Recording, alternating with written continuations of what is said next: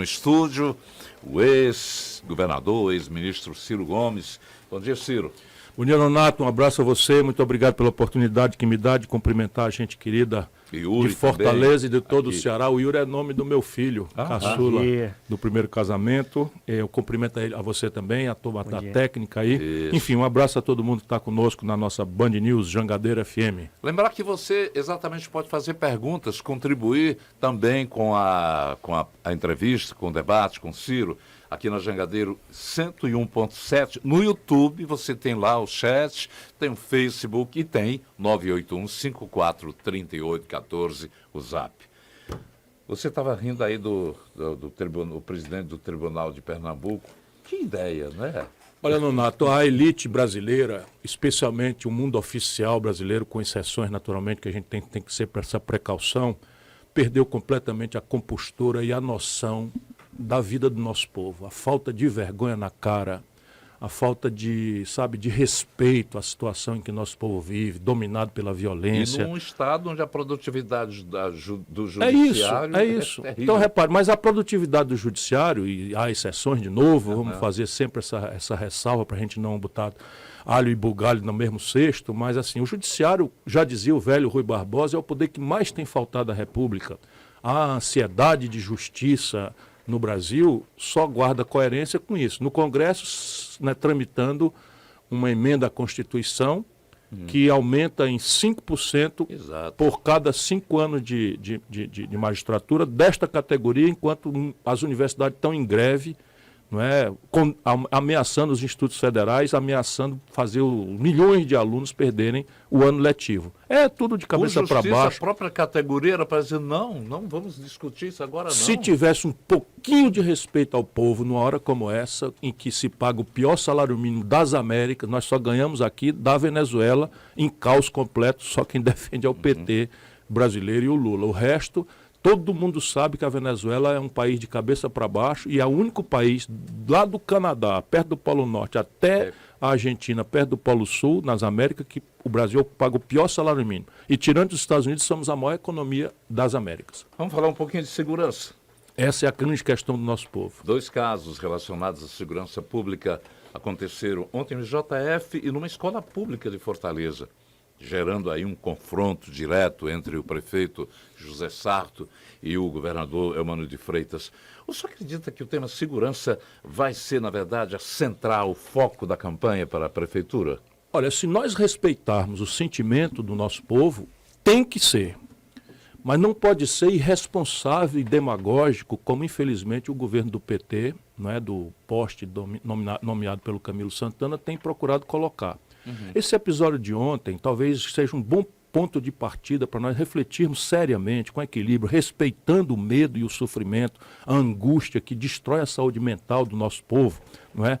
É basicamente o que aconteceu. Repare, num primeiro momento, com todas as características, absolutamente, você é um repórter muito atento, conhece essas coisas com grande profundidade, todas as características do cometimento de mais um crime de facção. Entra um cidadão no JF, dá não sei quantos tiros e degola o camarada. É evidente que parecia que era facção, porque é assim que ela age. Ali, poucos minutos antes, um adolescente de 16 anos de idade, que podia ser meu filho, o seu filho, o filho do ouvinte que está nos ouvindo aqui, para a gente não ficar parecendo que isso é assunto dos outros, estava na rua, levou também um tiro e foi acabar de morrer dentro de uma escola municipal.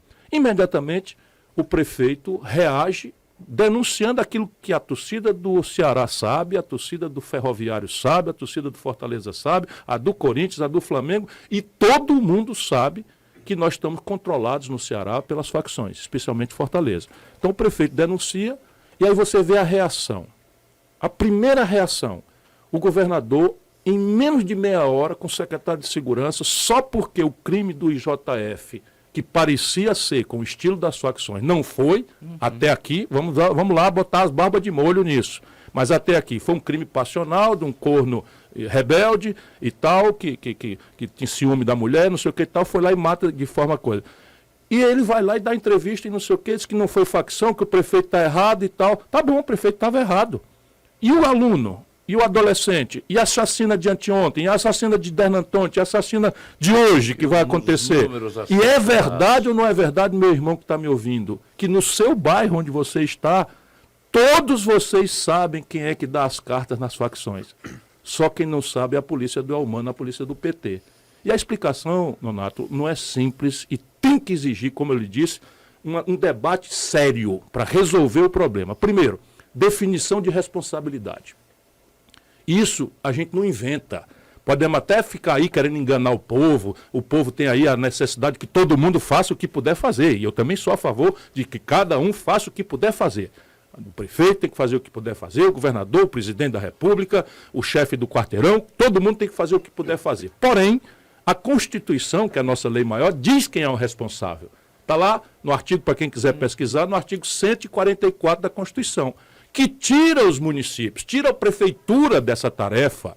A prefeitura não pode investigar, a guarda municipal, que a gente pensa porque está fardadinha, é igual a polícia, não é, porque não tem a arma. É arma letal, não pode usar revólver, não pode usar fuzil. Ela usa uma pistola de choque, uma coisa de gás que pode e deve ser utilizada. A prefeitura tem que fazer câmera de segurança, a prefeitura tem que fazer políticas de prevenção para ver se dá caminhos aos jovens, não é? Como eu acredito que desde o Roberto tem sido feito. O Sarto e o Roberto introduziram uma mudança importante. A Areninha, os Cucas, você tem aí uma série de políticas de juventude cujo orçamento da Prefeitura de Fortaleza é 10 vezes o orçamento do Estado para esse assunto. Mas repare, você faz uma Areninha, vai se vai a facção e diz quem é que pode, quem é que não pode entrar. Você faz uma escola em tempo integral, lá se vai a facção dizendo que você pode se matricular ou você não pode se matricular. Você faz uma creche em tempo integral com berçário, a facção vai lá e diz que não pode entrar. Você faz um conjunto habitacional, eu estou andando na rua e ouvindo, vendo isso aí acontecer. E aí estão tomando a casa do povo. Sobral. Estão tomando a casa do povo. Obrigaram o comércio a fechar. Obrigam o comércio a fechar, como fizeram aqui no Velho Pirambu, no nosso querido Pirambu. Não é? Então, repare, vamos separar o joio do trigo, vamos nos guiar, cada um faça a sua parte. Agora, por que isso está acontecendo no Ceará? Eu fui governador do Ceará. O Tasso Gereissati foi governador do Ceará. Claro, já faz um certo tempo, mas vamos perguntar a quem for mais velho para nos ajudar a esclarecer esse debate. Você tinha ouvido falar nisso aqui alguma vez na vida? Não. Vai ver se eu era governador um dia para deixar uma facção criminosa dominar o estado do Ceará há anos, como está dominando impunemente. Ontem eu vi um carioca, olha, nem no Rio de Janeiro. Não, nós nos transformamos na região metropolitana mais violenta do Brasil. Uhum. E repare, vou dizer de novo, como é que a gente enfrenta isso? É com aparato, aumentando a quantidade de polícia, não sei o que e tal. Você acha mesmo que esse domínio das facções aconteceria se não fosse a omissão ou a grave conivência da polícia do PT com esse assunto? Eu tenho aqui anúncios. Em 2019, houve aqui uma grande revolução das facções criminosas e tal, porque o Camilo Santana, que é o patrão do atual governador, fez um acordo com as facções. Aí, o prefeito Sarto está fazendo demagogia. Não, quem está dizendo agora sou eu, com a minha responsabilidade. E eu posso provar. Qual foi o acordo? Não digo que foi de má fé, não, que foi para receber dinheiro. Não estou dizendo isso, eu estou dizendo o seguinte. Tinha todo dia aqui um assassinato de gente dentro dos presídios. Então, a facção A do Rio de Janeiro matava o cabo da facção B de São Paulo, o cabo matava a facção lá do norte, a outra facção daqui, e não sei o quê, para não dizer os nomes, para a gente não glamorizar essas coisas e tal. E aí o que é que faz o senhor Camilo Santana? Um acordo que está em vigor até hoje. Essa é a grande questão que nós estamos denunciando. E hoje se desfaz isso, meu irmão, não tem saída. Qual foi o acordo? Separa. O presídio A é da facção A, o presídio B é da facção B. Pronto. Nunca mais ninguém ouviu falar em assassinato de bandido por bandido dentro dos presídios. Agora o assassinato é no filho da trabalhadora, é no filho do trabalhador, no adolescente, na rua. Ou a gente punha o pé no chão e resolve essa parada conforme cada um tem a sua responsabilidade. Quem é o responsável pelo artigo 144 da Constituição Federal? O governo federal e o governo do Estado. Estão juntos, do mesmo partido. Como é que faz? Pega as facções criminosas, a cabeça deles, e manda para presídio federal. Tem que tirar daqui para acabar com o comando, tem que fazer o rastreamento e não deixar mais que facção criminosa domine presídio, porque lá se vai, a polícia prende, quando prende, o Ministério Público representa, o juiz, olha lá, condena, aí vai para o tribunal mantém a condenação, o cabo vai para a cadeia. Chega lá dentro, não muda nada. Ele vai continuar mandando no crime, da lá de dentro, protegido pelo Estado. É o fundo do poço. E a gente tem que olhar na mão, na cabeça, é isso que a gente quer. E tem a questão também, né, você falando sobre essa liberdade que as facções têm, o caso do IJF não foi ligado à facção, mas... O delegado ontem abriu e fechou o inquérito em meia hora, o secretário de Segurança. Foi fazer demagogia na porta do IJF, pelo que eu soube. A pergunta é, já investigaram mesmo? Porque o modo de fazer, meu irmão, é igualzinho. O modo de fazer é igualzinho. Mas vamos lá, desculpa eu lhe interromper. Não, imagina. Mas essa liberdade que as pessoas veem que o crime tem, abre possibilidade para isso. Ele sentiu no direito de invadir uma unidade de saúde, o outro atirando numa escola, né? Repare, a impunidade é o grande estímulo e o grande prêmio do crime organizado. Eu estou perguntando aqui com toda a humildade de quem quer ajudar a resolver o problema e que está de saco cheio de política. Eu quero nunca mais precisar importunar os eleitores, mas minha responsabilidade, eu ajudei a criar esse monstro que está no poder no Ceará. É minha responsabilidade ajudar a esclarecer, abrir o olho da população para que ela faça o que ela achar que deve fazer. Mas é o poder total. Quando você tem um poder total na mão, fica desse jeito. Então, repare, eu estou perguntando para quem está nos ouvindo. Se gosta de mim, se não gosta de mim, não tem problema. Só pare para pensar com a sua própria inteligência. Você acha, meu irmão, minha irmã, que esse nível de controle que as facções desenvolveram em Fortaleza e no Ceará aconteceria se não fosse a omissão ou a conivência da estrutura de segurança, hoje controlada pelo PT já há quase 12 anos? É uma pergunta simples. Eu digo, não. Só acontece porque a impunidade é o prêmio, porque a omissão, a falta de autoridade, a falta de moral. Vamos perguntar, como é que é a taxa de homicídio em São Paulo? Para não parecer que é todo o problema do Brasil. Como é a taxa de homicídio recentemente que despencou em Goiás? São dois estilos diferentes. Aqui, qual é o estilo? Qual é o estilo? O que aconteceu no Ceará depois que esse fenômeno dos últimos 10, 12 anos tomou conta aqui? O que aconteceu para que a gente fizesse frente a esse destroço que está infelicitando a população? Outro dia eu estou andando na rua, volto a dizer. Fui acolá, eu vou em segredo, não ando com segurança, não aceito essa história de baixo farol e baixos vidros, que está aqui em tudo quanto é de bairro de Fortaleza. Acho que o risco que eu corro é diminuído, porque eu acho que eles têm um certo respeito, um certo temor. Pode até ser que eu esteja enganado, minha mulher fica assustada com essa minha culpa. Eu estou indo para poder não ficar ouvindo conversa, lendo jornal, que aliás está tudo anestesiado também no Ceará. Tudo não, vamos fazer aqui as devidas ressalvas como sempre, né? Eu estou aqui falando livremente o que eu quero falar, o que não acontece na maior parte da imprensa do Ceará. Então repare, eu estou ouvindo diretamente da população. Fui num conjunto habitacional, a cidadã me disse, olha, doutor, aqui a gente paga R$15 por semana, todos os apartamentos. E o comerciante paga R$50 por semana. E a conversa é o seguinte, eles nos oferecem em troca disso segurança. Segurança contra quem? Contra eles mesmos. Ou seja, criou-se um reino do terror. Todo mundo sabe quem está fazendo isso. Pedágio, isso é o que me choca. Criminoso. Todo mundo sabe, né? Não, meu irmão, você que está me ouvindo aí no ônibus, você que está me ouvindo aí na bodega, você que está me ouvindo, sabe, esperando a hora de entrar no templo, você que é um homem de fé, de família, e que crê em Deus. Bote sua mão na sua cabeça, todo mundo sabe quem é, só não sabe o governo do senhor Armando de Freitas.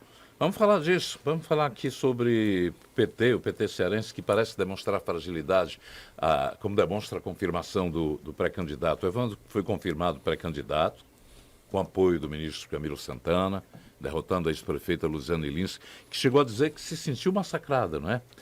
Mas o PT rompeu com o PDT no Ceará, alegando perseguição contra a então governadora Isolda Sela. Gleisi Hoffmann acusou de ato autoritário. Luísa Sela, filha de Isolda e atual secretária, diz que a mãe teve o direito retirado por homens brancos e machistas. Bota bem aspas aqui. Qual a diferença entre os episódios Luziane hoje e Isolda ontem? A diferença é nenhuma, a não ser em desfavor desta cara de pau com que o PT se transformou numa organização criminosa. No limite, é o que infelizmente está acontecendo no Brasil. Não todos, eu ainda tenho muito respeito por muitos militantes do PT. Eu ouvi, por exemplo, uma fala do Deodato Ramalho, que é um PT raiz, de quem eu discordo praticamente em tudo, mas ele falou coisas muito concretas que eu estou vendo acontecer. É de que o Camilo está destruindo tudo que é a organização da sociedade civil cearense. Você pode, que está me ouvindo, achar que isso não é nada, mas é assim, os professores da UES, da URCA e da UVA, as 3 universidades estaduais entraram em greve porque tem uma defasagem salarial importante. E qual foi a providência do Camilo Santana, ministro da Educação? Mandou pedir ao Tribunal de Justiça e conseguiu, de um desembargador, uma liminar que, com todo respeito, eu considero uma arbitrariedade, uma ilegalidade, declarando a greve ilegal e determinando uma multa de R$10 mil por dia em cima do sindicato. O que eles estão querendo com isso? Estão querendo destruir o sindicato, a voz dos professores. E isso, olha, eu já governei o Ceará, eu já administrei tentativa de greve, eu sempre fui muito severo. Eu não acho que greve seja férias, eu desconto ponto e negocio e tal. Nunca na vida pedi ilegalidade de greve ou perseguir liderança. Então, o que eles falam de manhã, Nonato, não serve para de tarde. Agora mesmo aconteceu uma coisa, eu, doendo, não tenho prazer nenhum. Eu sei que dói ouvir, eu sei que dói muito em mim dizer, mas ou a gente diz as coisas para que o povo bote na sua cabeça e faça disso o que achar melhor. Democracia não é regime de paisão, não. Democracia é regime de cidadania, de conquista. Então, se você, meu irmão, que está me ouvindo, não gosta de mim, escute. Bata no carteiro, mas lê a carta. Então, repare, o Camilo criou, tinha 21 secretarias de Estado no Ceará. O Camilo criou, para fazer conchavo e lotear o Estado do Ceará, 17 secretarias. Tinha 21, criaram mais 17. Sabe quanto é que custa por ano só a manutenção dessas 17 secretarias, sinecura, cargo para roubarem, etc, etc? 1 bilhão com B de bola de reais por ano. Você bota o dinheiro aonde? No reajuste dos professores das universidades, na segurança pública, ou bota para fazer loteamento de cargos sem nenhum fundamento? Pega uma secretaria, divide em 4 e nomeia junto. Aí o secretário de proteção dos animais esquece que anta, paca, cutia, preá, tejo, tijubina é animal e só cuida dos pets, dos brancos, dos ricos. E ainda assim entra na secretaria, sai e volta. Estou criticando não, estou falando a esculhambação que virou. Pois bem, uma das 17 secretarias, o Camilo deu para a primeira suplente de senadora, uma pessoa que foi prefeita, que foi deputada, que sendo mulher, não recebeu minha crítica, mas tirou ela do caminho para fazer chegar no Senado da República, o lugar que foi de Vigílio Távora, de Tássio Gereissati, de Mauro Benevides, de Patrícia Saboia, a única senadora eleita na história do Ceará, mulher, graças à minha gratidão. Não é? Sua força. Eu tive. Não, minha força não, a minha gratidão pelo trabalho extraordinário que ela fez como primeira-dama de Fortaleza, primeira-dama do Ceará, fez mais creche aqui do que qualquer pessoa, qualquer governo, juntos e tal, fez o Circo Escola, fez os projetos ABC, introduziu a informática na periferia de Fortaleza, quando ninguém nem ouvia falar isso, nem a classe média tinha computador. Depois de amadurecer como vereadora, depois de amadurecer como deputada, foi eleita senadora, a única mulher. Antes dela ninguém e depois dela ninguém. Aí, repare, o Camilo faz chegar no Senado Federal manipulando uma pessoa cuja qualificação é nenhuma. Nenhuma. Aí eu acuso. Qual é o mérito dela? Ela prestava. Aí eu usei uma palavra mais moderada. Eu falei que era assessora para assuntos de alcova. Caramba, cai o mundo em cima de mim.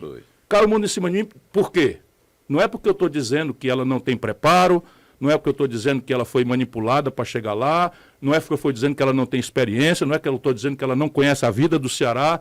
Está aí a Enel ferrando o estado do Ceará. São Paulo já tem multa, São Paulo, multas de 160 milhões. Aqui botaram uma multazinha de 2 milhões de reais para fazer de conta. E a gente fica sabendo que o parente do Camilo Santana, que preside a CPI da Enel, está achacando a Enel pedindo R$1 milhão. Percebe? Eu estou querendo dizer o que está acontecendo. Pois bem, em vez de ser assessora de alcova, agora eu vou substituir. Ela é simplesmente a pessoa que organizava as farras do Camilo Santana.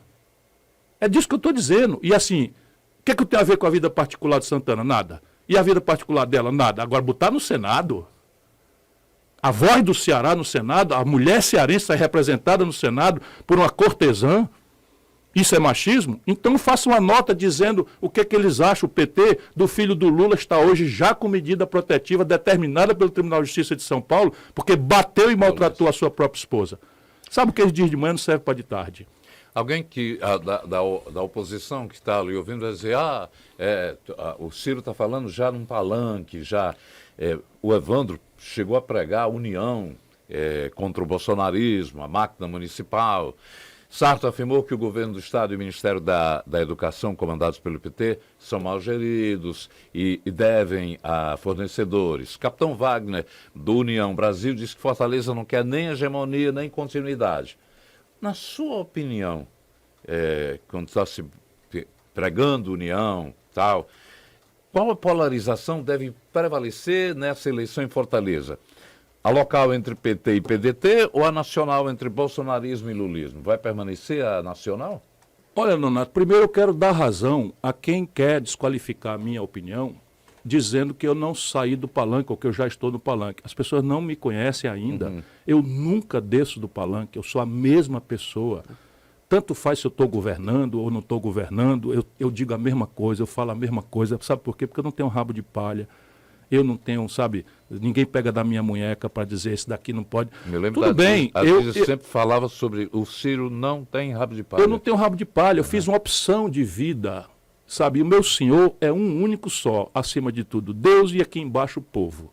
E olha que eu tenho muita machucadura. Essa última eleição doeu porque saí me sentindo humilhado, tendo tirado um ridículo terceiro lugar na minha terra. Foi por isso que vocês, agora que afastaram claro, da política... lógico. Rapaz, eu nas outras eleições ganhar e perder é normal, mas eu ganhei todas aqui no Ceará. Ora, se o meu povo não vota em mim, o que é que eu vou pedir voto num porra lei, sabe? Então, assim, é sem mágoa, porque o que eu devo ao povo do Ceará não tem nem como pagar, não sei fazendo o que eu estou fazendo, não descer do palanque, falar a verdade, doa em quem doer, defender o povo, e o que o povo, abençoado por Deus, faça de sua vida o que bem quiser entender. Eu acho... Desculpa, estou terminando a resposta aqui. Eu acho que hoje a probabilidade maior é que a política local prevaleça sobre essa polarização nacional. Graças a Deus. Porque vamos voltar um pouquinho à eleição do ano passado, de 2 anos, a eleição de governador agora recentemente. Você tinha na eleição um camarada que foi deputado estadual, presidente da Assembleia, o maior prefeito da história da capital, um político hábil, um administrador treinado, candidato a governador, com compromisso de apoio do Camilo, dada a palavra, que foi roeu a corda e foi botar lá um pau-mandado dele. Aí chega o Lula e o Camilo, bota a mão na cabeça de uma pessoa que nunca tinha administrado um pé de bodega das pequenas, com todo carinho. Eu sou amigo do Elmano, ainda acho que sou amigo dele, que eu não misturo político com coisa, mas não estava preparado, não tinha qualificação. Eu o apoiei para prefeito de Caucaia, um aninho antes, eu mais o Lula. Sabe que ele tirou lá o 4º lugar, porque simplesmente as pessoas perceberam que era um parlamentar, etc., mas que não tinha a menor aptidão para executivo, para administração, e não tinha personalidade para se impor ao governo do Ceará e não ser um pau-mandado, um poste do Camilo Santana, que essa é a grande tragédia que está acontecendo no Ceará. Fica com carinha de bom moço, mas manda e desmanda. O Elmano aqui, eu acho que teve direito de indicar a primeira-dama e o garçom do palácio. Eu me lembro lá de 1982... quando os coronéis dividiram aqui o Ceará, o Gonzaga Mota arrepiou carreira pelas tantas porque não aguentou essa coisa de ficarem mandando e eles sendo testa de ferro do governo. É o que está acontecendo no Ceará hoje. Então, repare, quando o Lula bota a mão em cima da cabeça de um camarada que não tinha nenhum preparo para governar o Ceará, o povo vai e vota. Porque tem muita gente que gosta do Lula, eu respeito isso. Eu mesmo ajudei o Lula praticamente a vida inteira até que eu vi ele se corrompendo. Não é? E aí, francamente, não dá mais. Depois vem o Bolsonaro... e bota a mão na cabeça de uma pessoa que está melhorando muito na política. Muito. Eu acho que o capitão Wagner está melhorando muito, está amadurecendo. Não é? Tinha aquele jeitão, sabe, muito demagógico de achar que segurança pública é só o cara ter sido capitão, sem nunca ter prendido ninguém, quando é um problema muitas vezes mais grave, muitas vezes mais sério, exige muito mais preparo, experiência em campos outros, né? Porque sem dinheiro, por exemplo, sem uma gestão sólida na prefeitura, acontecer o que está acontecendo no Estado, quebrar o Ceará. Então, repare, vem o Bolsonaro e bota a mão na cabeça. Então, você tem um prefeito bem treinado, extraordinário administrador, político absolutamente hábil, capacitado, e por conta das amizades, dos carinhos, das paixões e dos ódios da tal polarização, o povo desconsidera e vota no que está aí. Vamos aguentar até 2026. Seu irmão Cid Gomes, que é aliado ao governo humano, mas em outra frente alerta o PSB e outros partidos de base contra o avanço do PT. Não é um pouco contraditório, não? Olha, é muito mais do que pouco.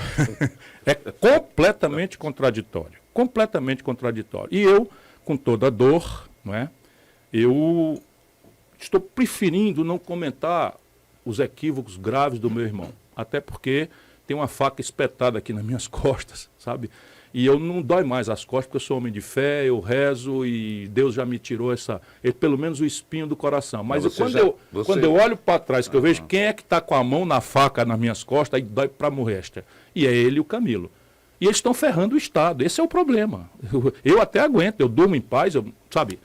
Graças a Deus e a todo um esforço de luta honesta, de trabalho honesto, eu posso criar meus filhos com muita dignidade, ter um plano de saúde para não precisar sofrer na humilhação dos hospitais que o nosso povo passa, sabe? Meu condomínio tem lá um bocado de segurança na porta, não por mim, mas pelos moradores todos, como a classe média alta, todo mundo tem. Então, repare, eu estou aqui pelos que não têm. E os que não têm estão aí. Vamos lá. É ou não é verdade que há um colapso grave na saúde do Ceará? Nonato, é gravíssimo. Nós construímos, vou dizer aqui nós, mas eu fui secretário de saúde, botei para funcionar e tal. O Cid construiu um mega hospital regional do Cariri, um mega hospital regional em Quixeramobim, um mega hospital regional no Limoeiro do Norte, no Vale do Jaguaribe, um mega hospital em Quixeramobim, falei, né, Sertão Central, Cariri, outro na Zona Norte, em Sobral. Para quê? Para que a população do interior seja atendida ali sem precisar se humilhar e tal. Hoje a metade dos atendimentos aqui em Fortaleza são do interior. Por quê? Porque o Hospital de Limoeiro está funcionando a um quarto, só 25%. O Hospital do Cariri entregaram para um político administrar.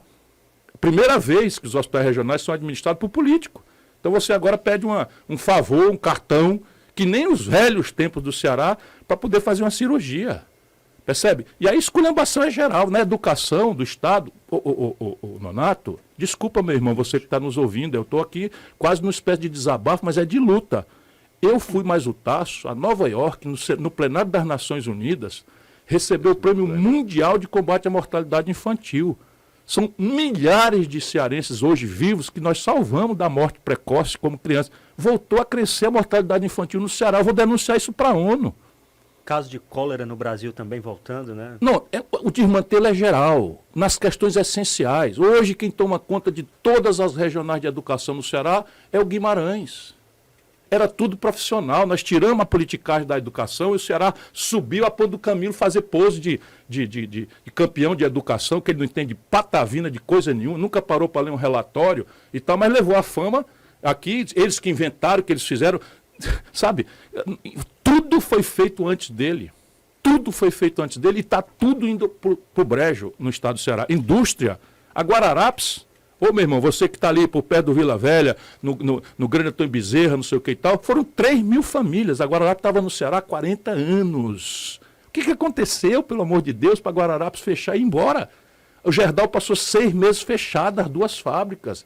Hoje, no PECEM, a Aeres está ali com 1/3 dos trabalhadores. Em Sobral, a Grendene, que tinha 24 mil operários, está com 15 mil, 14 mil. E ai, meu Deus do céu, se fosse embora como a Dakota foi embora. Esses caras estão desgraçando o Ceará.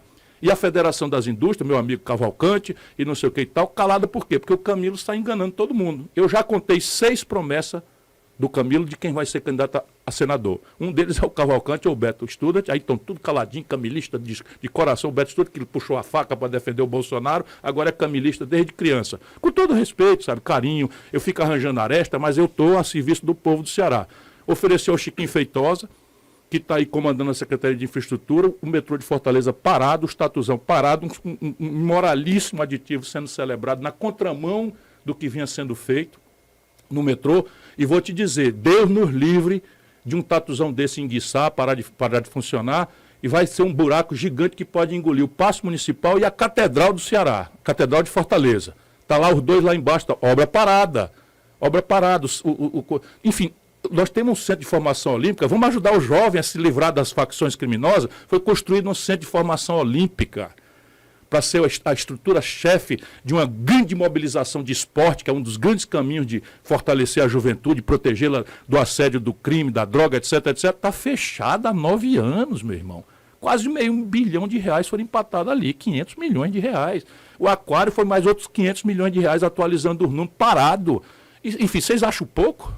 Eu estou na luta, eu estou na oposição a isso. O presidente Lula, essa semana, vem cobrando dos ministros, publicamente, para que façam articulação junto ao Congresso, viu o reconhecimento público baixar, né, na pesquisa. Como é que o senhor avalia essa relação entre executivo e legislativo? Eu escrevo uma newsletter semanal. Quem estiver interessado é cirogomes.com.br, um comercialzinho aqui, você entra lá, assina e todo domingo de manhãzinha cedo, 8 horas, chega lá e eu analisando essas coisas. Quem acompanha sabe que eu tenho escrito há algum tempo. Então você tem duas questões aí, uma de fundo e outra de superfície. A questão de superfície é que o Lula não está entendendo nada do que aconteceu no Brasil entre o seu primeiro mandato e hoje. Nem do cenário internacional. Passeou aí falando besteira, assim, envolvendo o Brasil em várias bolas divididas que só trouxeram desgaste para nós, né? E acha que vai resolver o problema da sociedade na base do que ele fez no primeiro mandato, que ainda está na memória do povo, porque consolidou o Bolsa Família, enfim, melhorou o salário mínimo de forma efetiva, expandiu as universidades, etc, etc, etc. Ora, o cenário mudou, Nonato, radicalmente. Eu cansei de avisar durante os debates com ele. Lula, essa história de ficar prometendo picanha e cerveja como símbolo de que basta você chegar lá e tudo vai melhorar para o povo, é a semente da crise profunda que você está produzindo no Brasil. E a vítima vai ser o povo, mas você vai ser queimado nesse caminho.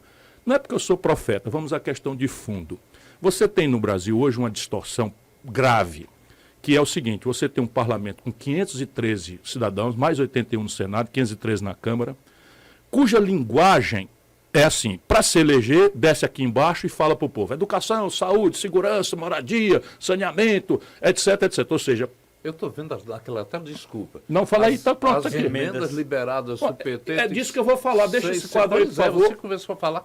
É isso, então repare. Então os cabas descem aqui embaixo, quando chega a véspera da eleição, e vão falar para o povo: meu irmão, você está sofrendo, desempregado, vamos arrumar emprego, vamos melhorar a saúde, vamos melhorar a educação, vamos melhorar a moradia, saneamento básico e tal, não sei o que e tal. Vão para Brasília, esquece tudo o que prometeram e passam a jogar o jogo dos barões do dinheiro, autonomia do Banco Central. Qual popular brasileiro sabe o que é isso e que dia pediu?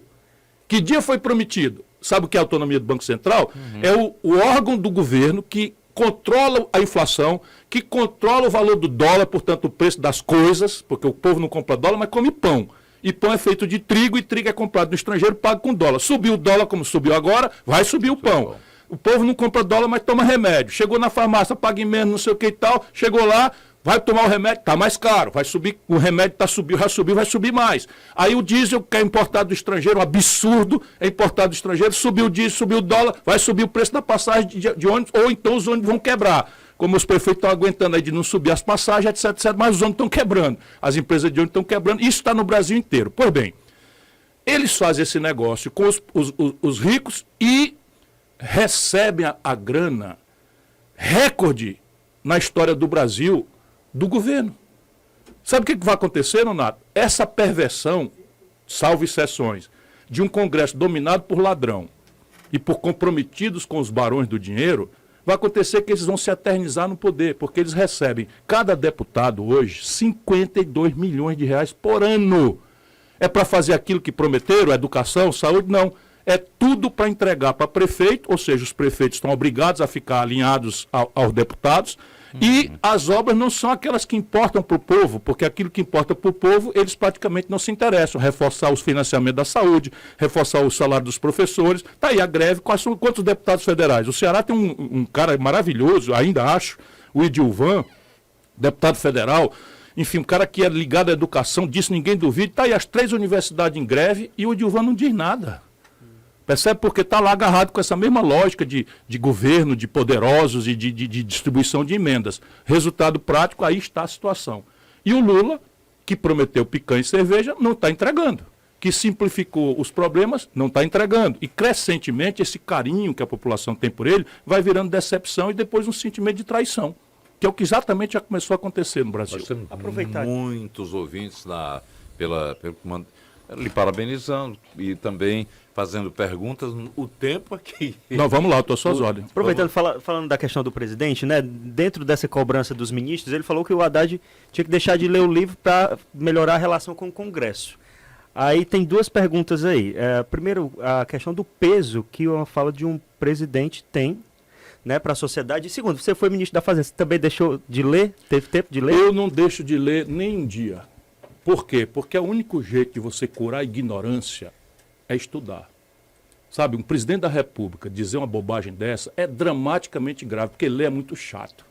Você imagina um garoto que tem a internet hoje, que tem eventualmente um acesso a um smartphone, que pode ver as coisas no YouTube e no TikTok e tal, sentar num negócio de ler aquele monte de páginas, não sei o que, é muito chato mesmo. Mas ou você estuda, meu irmão, ou a ignorância vai condenar esse país a voltar à escravidão, que tem outras ferramentas de hoje de acontecer, que é o aviltamento do salário, que é a violência generalizada, que é a ilusão da droga. Por quê? Porque você só vai curar isso. Mas o Lula faz dessa apologia da ignorância, o elogio da ignorância, ele faz disso um elemento de identidade com o povo. Então é o seguinte, se o povo não teve direito à luz do saber, eu, para ser popular, eu tenho que fazer de conta que e no caso dele não é fazer de conta, que eu sou tão iletrado, tão incapaz de entender as coisas como a ciência recomenda. Resultado prático, meu irmão, é besteira de manhã, besteira de tarde, besteira de noite. No fazer e no dizer. Então veja bem uma coisa. É ou não é razoável que a gente coloque como central ao futuro da nação brasileira a questão tecnológica? Nós estamos aqui com microfone, com internet, as pessoas estão assistindo. Meu irmão, vem aí a inteligência artificial. O que quer dizer na prática concretamente o seguinte: todas as atividades produtivas de trabalho que sejam repetidas vão ser destruídas. Então é o seguinte, não haverá mais trocador de ônibus, não haverá mais motorista de ônibus, não haverá mais, sabe, garçom, bancário, tudo isso vai se acabar. Pois bem, e o Brasil está lá atrás na corrida tecnológica. Resultado prático, o Lula diz o seguinte: o Brasil não precisa de inteligência artificial porque tem o povo mais inteligente do mundo. Vá ser ignorante e criminoso assim na casa do Carvalho, percebe? Não é possível, porque claro que o povo não é obrigado a entender de ciência, mas o governante tem a obrigação de iluminar os caminhos e fazer o esforço para estimular a população a estudar. Em vez de mudar o padrão pedagógico da escola média, por que a garotada está fugindo da escola média, 70% de evasão?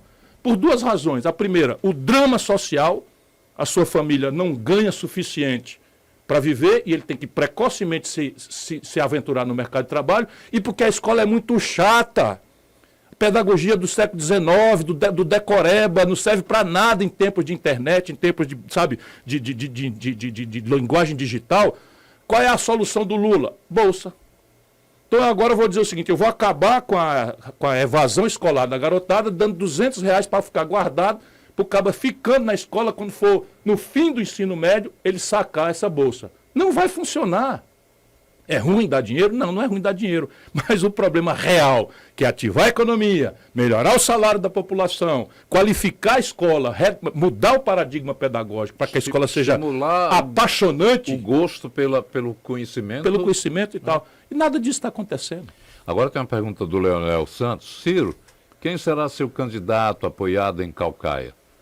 Olha, lá nós estamos no entendimento, porque o governo vai apoiar no primeiro turno o candidato Catanho. Não, então, para o PT, é assim, não interessa que o Catanho não saiba nem onde é que fica a Jurema.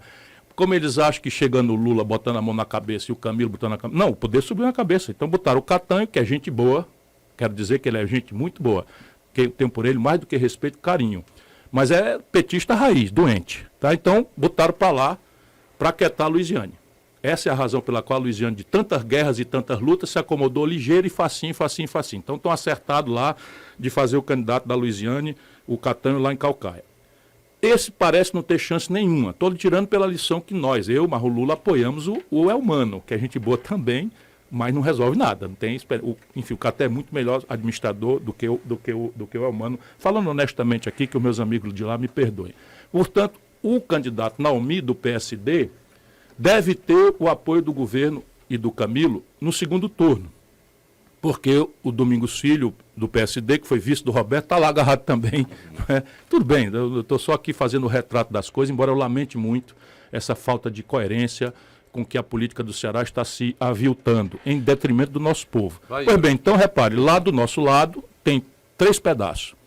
Tem o Deusinho, que é o vice-prefeito, tem o Zé Gerardo, que foi prefeito, e tem a Emília Pessoa, tá certo? Então, minha força lá é ponderar de que eles procurem um entendimento para que saia um candidato só, e esse candidato vai ser, ou essa candidata, que vai ser aquela que nós vamos apoiar.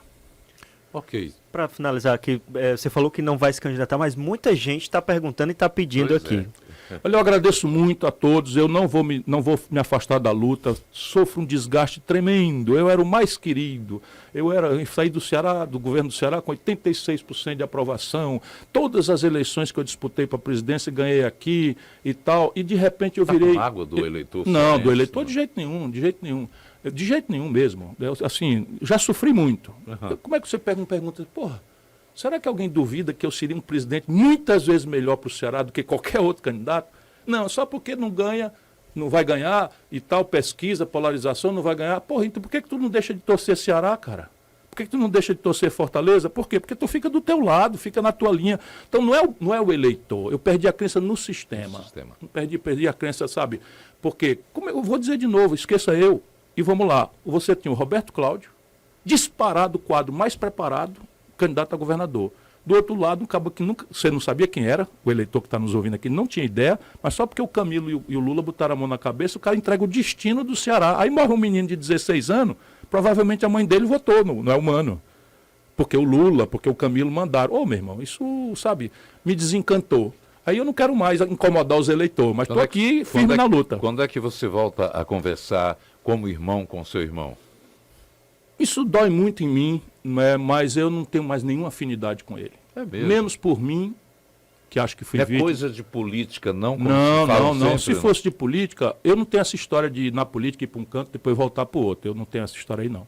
Nenhuma vez na vida. Mas o Mas DNA... assim, não, tem o seguinte, eu quero bem, não quero mal, no sentido querer o bem, tá certo? Então vamos lá, na prática da política, eles estão lá em Sobral, que é a nossa terra, eu também faz 1 ano e tanto que não vou lá. Por quê? Porque resolvi me afastar, não vou lá contra eles, fazer o oposto do que eles fizeram comigo, vir contra mim na hora que eu mais precisava. É muita ingratidão, Nonato, sabe? Eu não compreendo isso, mas eu fico, na minha fé é o seguinte, ora, Jesus... O filho unigênito, nada mais do que o Deus feito carne, num colegiado de 12 pessoas, teve um que traiu com um beijo. Imagina aí, um pobre pecador. Tem paciência, então eu já durmo em paz, mas eu não tenho mais vontade nenhuma de confraternizar com ele. Esse é Ciro Gomes, a quem agradecemos a vinda aqui, trazendo da sua maneira, do seu modo, da vida, da sua vida, e que não muda. Não muda. Estou velho demais para isso. Muito obrigado a você, muito obrigado, Yuri, e a todos vocês que nos ouviram. Por favor, me entendam. O Ceará está precisando de cada um de nós, sabe? Precisando muito desesperadamente de cada um de nós. Um abraço. Um abraço grande.